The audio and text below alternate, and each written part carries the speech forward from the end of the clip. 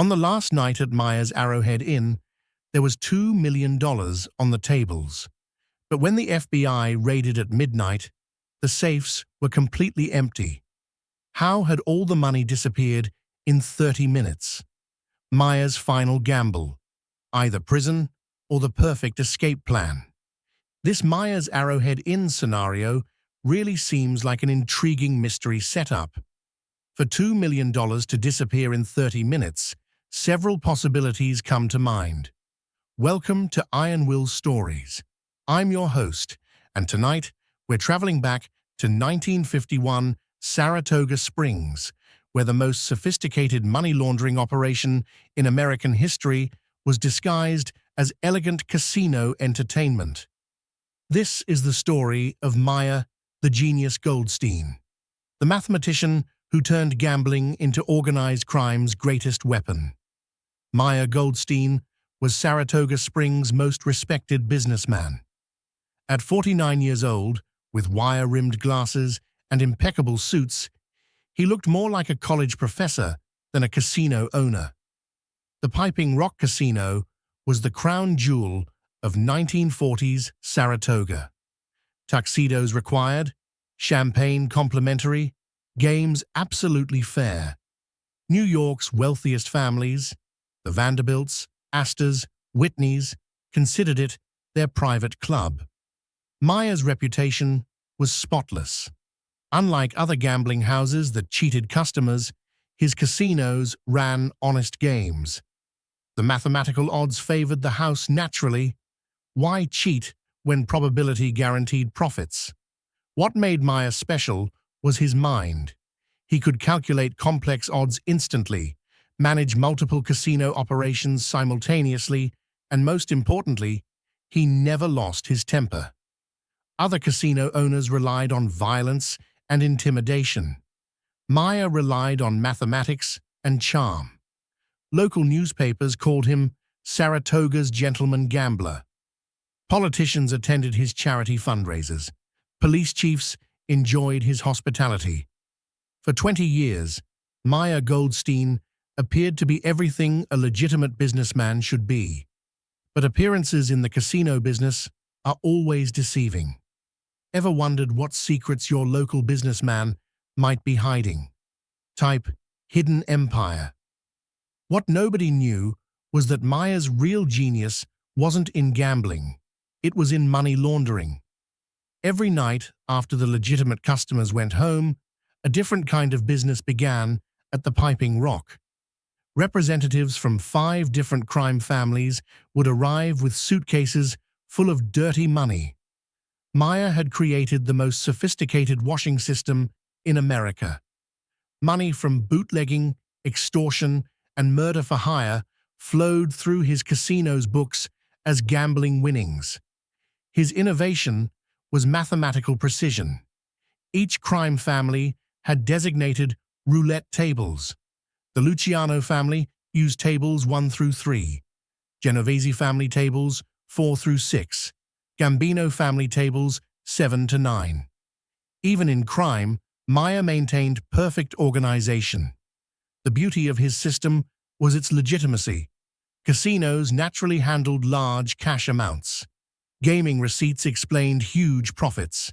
State regulators saw thriving businesses, not criminal enterprises. But Meyer's greatest innovation was the ledger system. Each transaction was coded mathematically. A $50,000 bootlegging profit became High Roller from Albany, Table 7, 3-hour session. Murder payments became private tournament winnings. Meyer employed a dozen bookkeepers who never knew they were laundering mob money.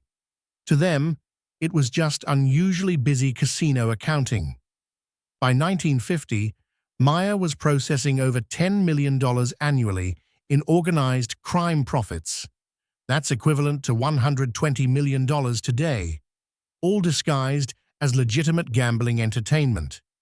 Ever realized you might be working for something bigger than you knew? Type unwitting accomplice. Meyer's operation required more than mathematical genius. It needed political protection.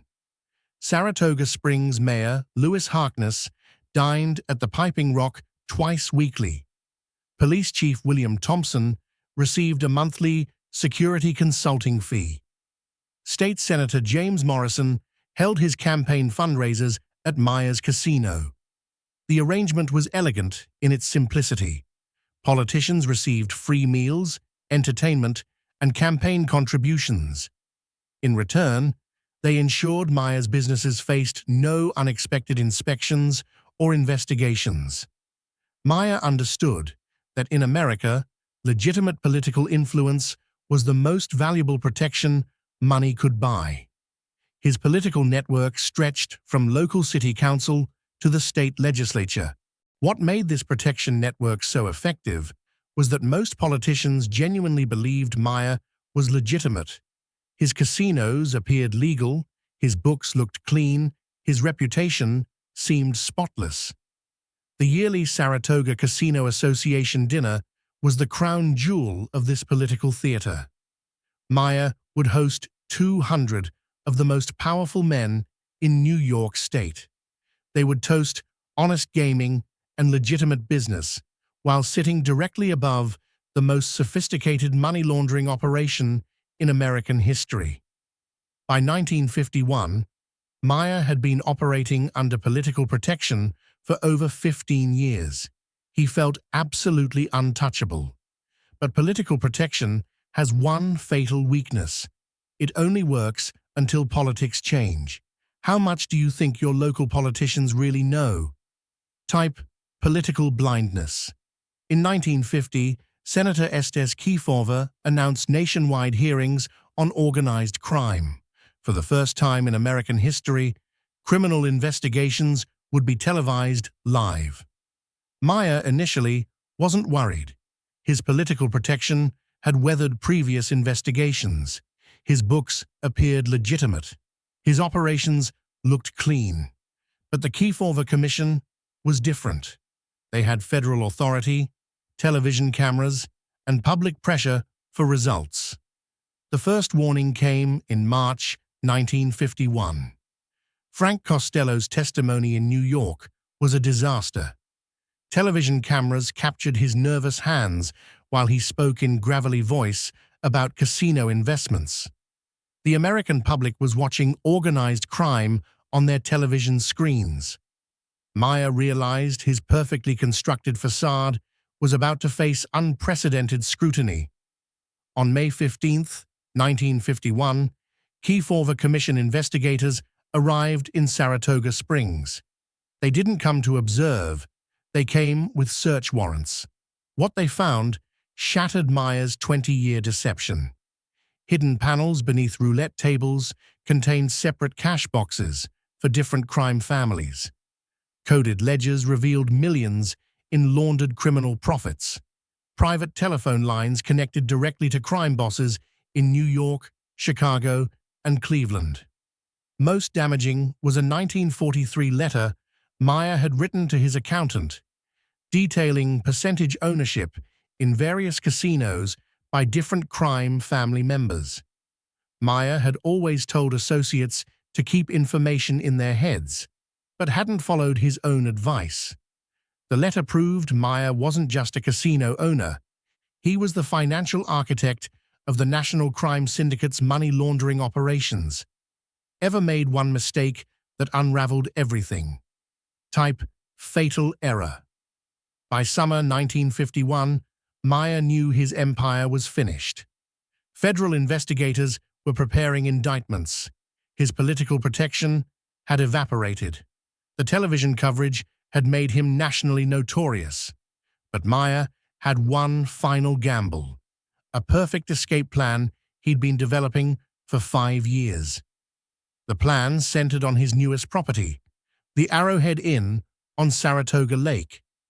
Unlike his other casinos, the Arrowhead had special features: underground tunnels leading to the lake, boats permanently moored at private docks, and most importantly, safety deposit boxes hidden in the basement.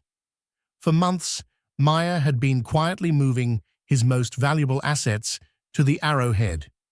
Cash reserves, compromising documents, and evidence of political corruption, everything was consolidated in one location. On the night of August 12, 1951, Meyer announced the Arrowhead's final gala before seasonal closing. 200 guests, including many of the politicians who had protected him for decades. What the guests didn't know was that FBI agents were positioned around the building, ready to execute arrest warrants at midnight.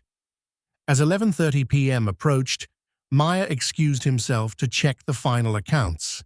He had 30 minutes to execute the most important gamble of his life. In the Arrowhead's basement, Meyer opened safety deposit boxes containing $2 million in cash, bearer bonds, and incriminating documents on dozens of politicians. His escape plan was masterfully simple. Transfer everything through underground tunnels to boats on Saratoga Lake, then drive to private airstrip in Vermont, where a plane waited to take him to Cuba. But as Meyer filled the final suitcase, he heard footsteps in the tunnel. FBI agents had discovered the underground passages. Trapped between federal agents and his own guests upstairs, Meyer made a decision that would define his legacy. Instead of running, he burned the documents containing evidence against political figures who had trusted him. 2 decades of compromising information turned to ash in the Arrowhead's basement furnace. When FBI agents reached the basement, they found Meyer calmly burning papers beside empty safety deposit boxes. "Where's the money, Meyer?" "What money?"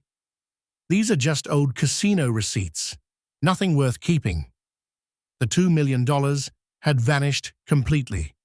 The agents searched the entire property but found nothing.